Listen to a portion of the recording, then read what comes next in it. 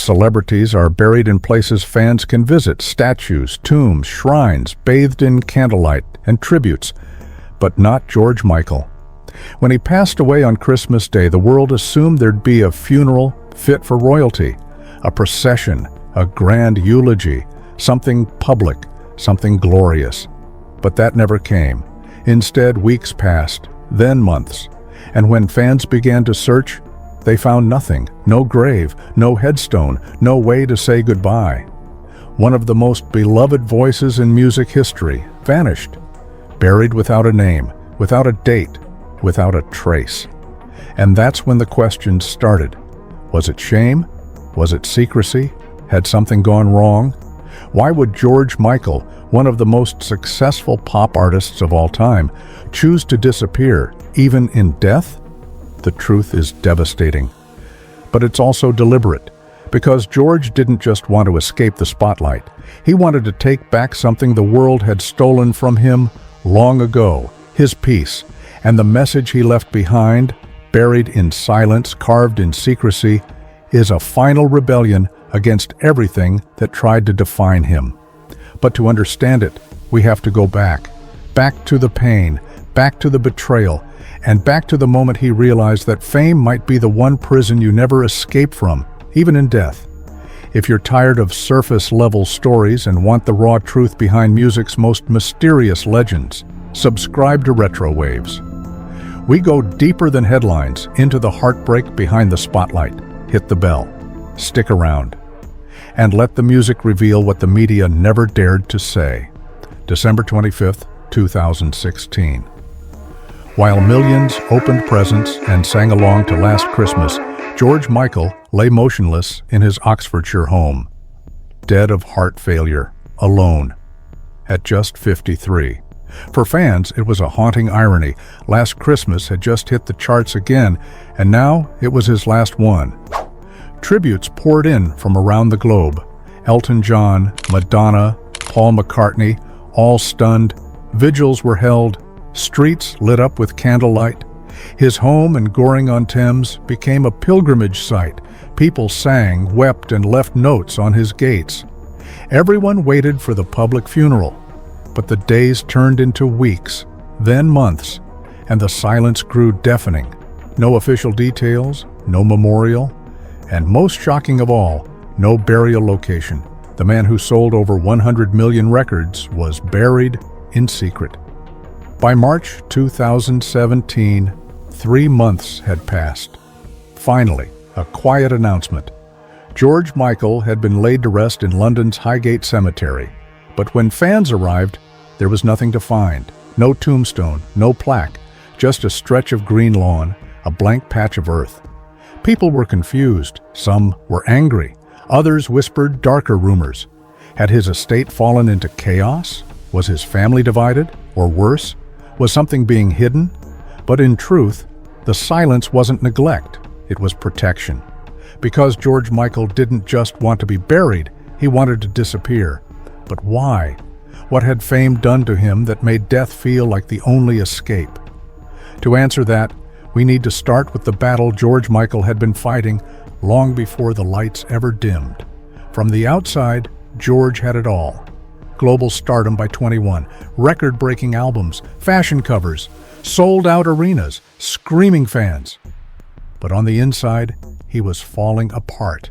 He hated being watched, he hated being followed, and he hated that the real him, the vulnerable, conflicted, private man, had become invisible. After skyrocketing to fame with Wham, and then carving his solo path with Faith, Well, I guess it would be nice if I could touch your body. the industry wanted a poster boy, a sex symbol, an icon. But George wasn't playing along. He once said, "I never wanted to be a celebrity. I just wanted to make music." And the world didn't listen. In 1998, he was arrested in a Beverly Hills bathroom. Outed in the most humiliating way, headlines mocked him, paparazzi swarmed. His personal life became a circus. But this was just the beginning. Every heartbreak, every stumble, every relapse, Every death in his circle plastered across tabloids, twisted into scandal. His boyfriend's AIDS diagnosis, his mother's death, his sister's breakdown. Nothing was off limits. And George? He built emotional walls taller than any stage he'd ever stood on. He retreated into solitude, bought multiple homes where he could hide, refused interviews, refused red carpets, and by the time he reached his 50s, he had one wish: to be left alone. Even after he died. Highgate Cemetery is no ordinary graveyard. It's historic, Gothic, enclosed by iron gates and towering trees. It's where Karl Marx and George Eliot are buried. It's where silence is protected. And it's where George buried his mother, Leslie, in 1997. When she passed, George's life splintered. He fell into a deep depression. Friends say he never recovered. So he made a plan. He purchased 3 plots, side by side. One for Leslie, one for his sister Melanie, and one for himself. It wasn't about legacy. It wasn't for tourists. It was for family and for peace. But when George died and his family tried to bury him next to his mother, they faced a new horror. The media. Tabloids flew drones over the cemetery. Reporters stalked the gates. Some even tried to bribe staff for grave locations. It was a war zone. And so they acted swiftly. They buried him in total secrecy. No announcement, no crowd, no gravestone. Why? Because the moment a stone appeared, the circus would begin. George's loved ones had seen what fame did to him. They watched it chew him up, mislabel him, and never let him rest. And in death, they made a vow. They would protect him, even when he couldn't protect himself. They coordinated with Highgate staff, refused to list the grave in public records, declined all press inquiries. When fans asked, they said nothing. It wasn't cruel. It was the only way to keep his sanctuary safe. But the silence created its own storm. Online forums exploded. Why is he still unmarked? Is this about the will? Was it an unmarked grave, or no grave at all? Some even accused his family of disrespect. What no one saw was that the family was there, in the quiet of night, on birthdays, on death anniversaries. They brought flowers, whispered memories, grieved privately, and waited for the moment when it would finally feel safe to let the world in. For fans, the unmarked grave was heartbreaking. They wanted to leave flowers, say goodbye, feel connected, but all they had were rumors. Some speculated that the estate was in turmoil. Others thought George's partner Fatih Fawaz had blocked the family. None of that was true. The truth was harder to accept. George simply didn't want to be found. It challenged what fans believed about public mourning. Wasn't fame supposed to be forever? Weren't idols supposed to have shrines? But George had spent his life trying to escape the expectations of fame. He didn't want a shrine. He didn't want people weeping over a stone while tabloids snapped photos. He wanted peace, and perhaps invisibility. And that choice wasn't about the fans. It was about reclaiming the one thing fame never gave him: privacy. In December 2021, 5 years after his death, something changed. A headstone appeared. No ceremony, no press release, just a simple slab of marble. It read, Georgios Kyriakos Panayotou, 25th June 1963, 25th of December 2016. Beloved son, brother, friend. No mention of faith, no last Christmas, no George Michael branding. Just family, just love. It was a quiet surrender. The family had waited long enough. The media frenzy had cooled. Fans had respected the distance. And finally they could honor him without exploiting him. The gravestone wasn't loud, but it was beautiful, subtle, software sacred. And for fans, it was enough. They came, they cried, they left letters, not because the stone gave them closure, but because it gave them proof. Proof that George was still here, still loved, still protected. George Michael lived in contradiction. He gave the world his voice, but hid his soul. He made songs that filled arenas, but preferred silence. He was a megastar who begged for invisibility.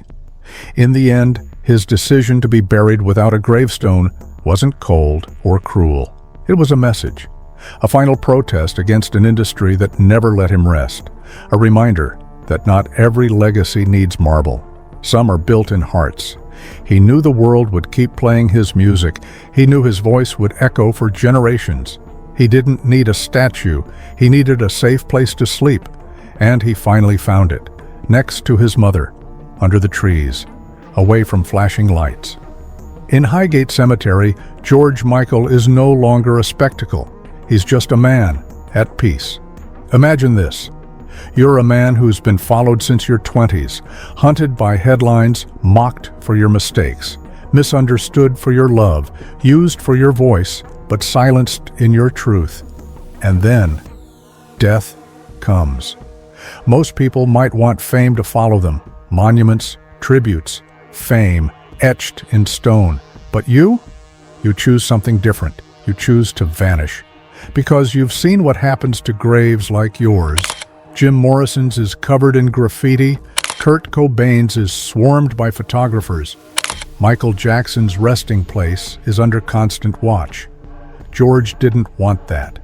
He wanted to rest like his mother had, peacefully, privately, quietly. And maybe that was the boldest act of all. He gave the world everything, his heart, his melodies, his pain. But in the end, he took back one thing: control. Control of his legacy, of his final image, of his memory. And that's the real story of George Michael's grave.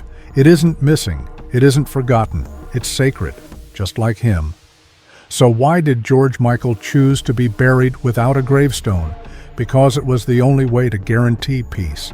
Fame gave him the world and then stole it back. It shaped him and shattered him. His unmarked grave wasn't a mystery. It was a memorial of silence. Today, the stone is there, quiet, modest, elegant, just like the man himself. And fans who visit Highgate don't come for selfies. They come for solitude. They come to say thank you. They come and leave quietly, just as George would have wanted. In the end, his final request wasn't about ego. It was about love. And maybe, just maybe, that was the plan all along.